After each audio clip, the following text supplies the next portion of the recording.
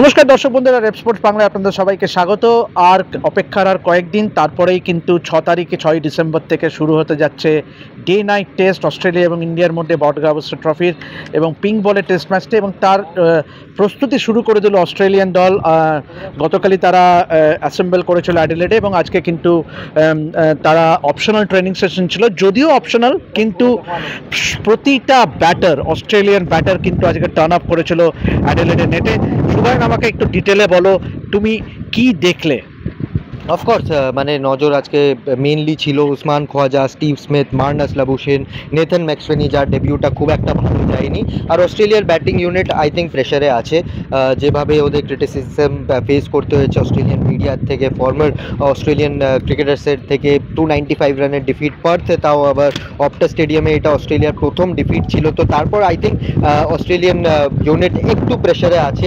আর সেটার জন্য আমরা দেখলাম যে স্টিভ স্মিথ 1.5 ঘন্টার কাছাকাছি ব্যাটিং করলো, উসমান খোয়াজা 1.5 ঘন্টা 2 ঘন্টার কাছাকাছি ব্যাটিং করলো। আর তারপর মার্নাস লাবুশেন, যার উপর অনেক ক্রিটিসিজম ফেস করা হচ্ছে। আজকেও ট্র্যাভিস হেডকেও মার্নাসের ব্যাপারে জিজ্ঞেস করা হয়েছিল যে কিভাবে ফর্মটাকে টার্ন অ্যারাউন্ড করবে। আই থিঙ্ক সেভাবে দেখতে গেলে অস্ট্রেলিয়ান যে ব্যাটার্সরা আছে, এই যে নেক্সট কয়েকদিনের যে প্র্যাকটিস সেশনগুলো থাকবে সেটাকে কমপ্লিটলি ইউটিলাইজ করার চেষ্টা করবে। আর তারপর দেখা যাক যে টার্ন অ্যারাউন্ড করতে পারে কিনা, কেননা পিঙ্ক বলে অস্ট্রেলিয়ার যে ফর্ম আছে, যে রেকর্ড আছে, that has been really good.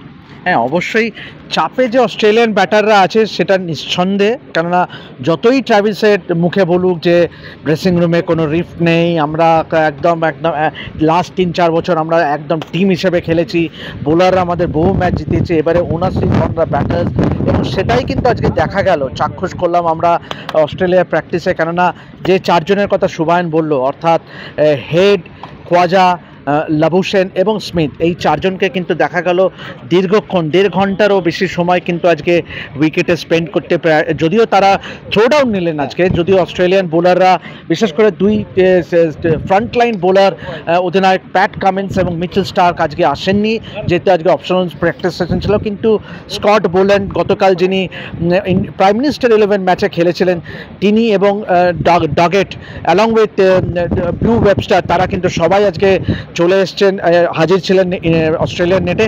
তবে সুবায়ন, ডেফিনেটলি স্টিভ স্মিথের কথা আলাদা করে বলতে হয়। বিরাট কোহলি কিন্তু অন্যদিকে ইন্ডিয়ার হয়ে রান করেছে, হি স্কোর্ড 100, আর সেখানে কিন্তু স্মিথের ব্যাট থেকে কিন্তু রান নেই। অবভিয়াসলি একটা বলেন, একটা ইগোর, একটা দুটো top batter in the series, একজন রান পেয়ে গেছে, 17 রান করে সিরিজের সূচনাটা করেছে, আরেকজন কিন্তু রান পায়নি। তো how do look for the two Steve Smith's preparation year? আরও 6 বছর পেছনে ফুটবলের মাঠে চলে যাও। রোনাল্ডো আর মেসির যেই রিয়াল মাদ্রিদ বার্সেলোনায় যেই রাইভালরিটা ছিল, যে একজন হ্যাট্রিক করছে তো পরের ম্যাচে আবার অন্য প্লেয়ার হ্যাট্রিক করছে, তো সেইভাবে আই থিঙ্ক দেখতে গেলে এই ব্যাটেলটাও আমি দেখি যে 2 top, arguably 2 of the greatest of all time face to face হচ্ছে। So I think ego hurt করবে, ওই জিনিসটা হার্ট করবে স্মিথকে। আরে কোহলি সেঞ্চুরি করে দিল, জিতিয়ে দিল নিজের দলকে, সো এবার আমিও একটা সেঞ্চুরি করবো। সেভাবেই ব্যাটিংয়ের ইন্টেন্সিটিটা আজকে আমরা দেখতে পেলাম। স্টিভ স্মিথের যেভাবে ব্যাট করছিল, যতটা কথাবার্তা বলছিল, আর ম্যানারিজমও আছে যেটা করে, গ্লাভসে ট্যাপ করা, থাই প্যাডে ট্যাপ করা, পায়ের দুটো খুব স্টান্সটা খুব আলাদা টাইপের stance Steve স্মিথের।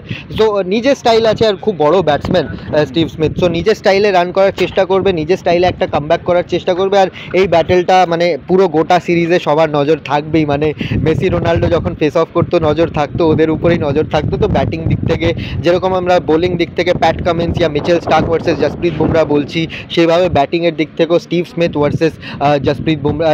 Versus Virat Kohli আমাদের নজরে থাকবে। বাট একটা হ্যাঁ, ইগো হার্ট তো হবেই স্টিভ স্মিথের, যে এবার একটা বড় রান আমাকে করতে হবে। অবশ্যই স্মিথ তো আপনারা শুনলেন সুবায়নের মুখে হাউ ইজ হি প্রিপেয়ারিং, কিন্তু বাকি 3 জন, অর্থাৎ বিশেষ করে খোয়াজাকে আজকে দেখা গেল স্মিথের সঙ্গে একটা সময় দুজনে স্মিথের সঙ্গে কথাও বলছিলেন।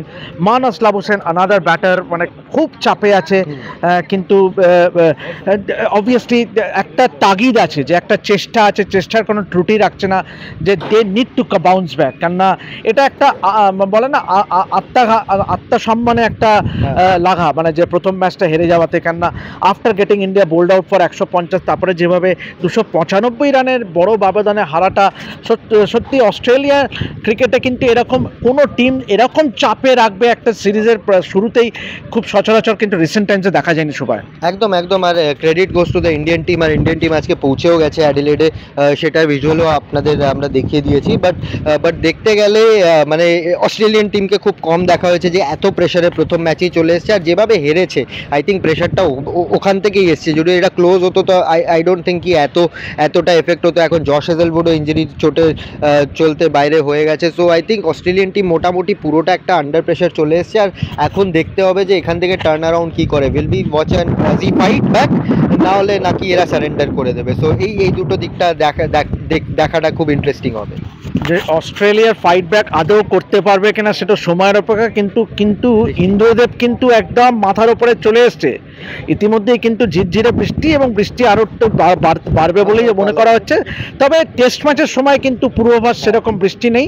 তবে এখন এই পর্যন্তই অস্ট্রেলিয়ান ট্রেনিংয়ের আপনারা ডিটেলস শুনলেন এবং ইন্ডিয়ান টিমেরও অ্যাডিলেডে চলে আসার ভিজুয়ালস আপনাদের সামনে শেয়ার করেছি। তো এভাবেই জুড়ে থাকুন আমাদের সঙ্গে to get all the updates through out hour coverage of border Gavaskar trophy. আমি দেবাশিস এবং আমার সঙ্গে সুবায়ন আপাতত সাইন অফ করছি ফ্রম অ্যাডিলেড ওভাল। দেখতে থাকুন রেড স্পোর্টস বাংলা।